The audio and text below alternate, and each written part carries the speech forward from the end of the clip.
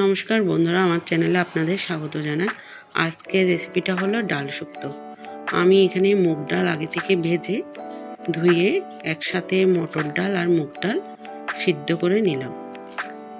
সিদ্ধ হয়ে আসলে তাতে আমি হলুদ আর মরিচের গুঁড়া দিয়ে দেব, আর লবণটা হবে স্বাদ অনুযায়ী।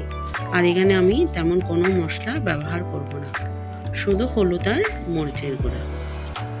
এদিকে আমি সবজিগুলো দিয়ে দেবো। সবজিগুলো হচ্ছে আলু, কাঁকরোল, পটল, সবগুলো দিয়ে ভালো করে আমি নেড়ে চেড়ে ঢাকনা দিয়ে দেব, আর মিনিট 10 মতো রান্না করে নেব। আর এদিকে আমি মিষ্টি কুমড়ার শাক ধুয়ে কেটে রেখেছি, আর দুটো টমেটো আমি কেটে নিয়েছি। এই তো আমি ঢাকনাটা তুলে যদি সবজিটা 100% থেকে 70% মতো হয়ে আসলে তাতে আমি শাকগুলো দিয়ে দেব।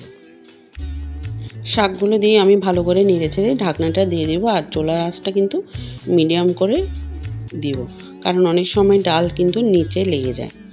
আর আমি এতে কোনো জল অ্যাড করিনি, শাক থেকে এমনি প্রচুর পরিমাণে জল বের হয়।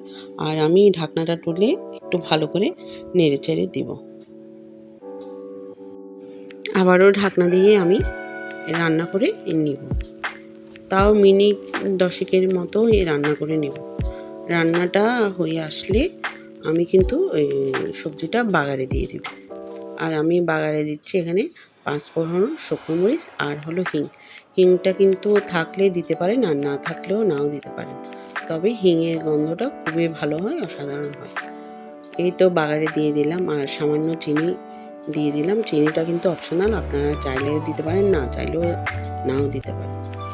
আর আমি এখানে একটা মরিচ ব্যবহার করব, আর ধনিয়া পাতা। হয়তো মরিচটা আসলে অনেকে চেনে, অনেকে চেনেন না, কিন্তু এই মরিচটা কিন্তু আমাদের এখানকার ভাষায় বলে বাতাসা মরিচ।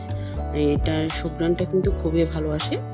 রান্নাটা হয়ে আসলে বাতাসা মরিচটা দিয়ে দিতে হয়। ধনিয়া পাতাও দিয়ে দিলাম। এই তো আমার রান্না হয়ে গেল, আর গরম গরম ভাত দিয়ে পরিবেশন করুন, খুবই ভালো লাগবে। আর ভালো লেগে থাকলে লাইক আর ফলো দিয়ে পাশে থাকুন।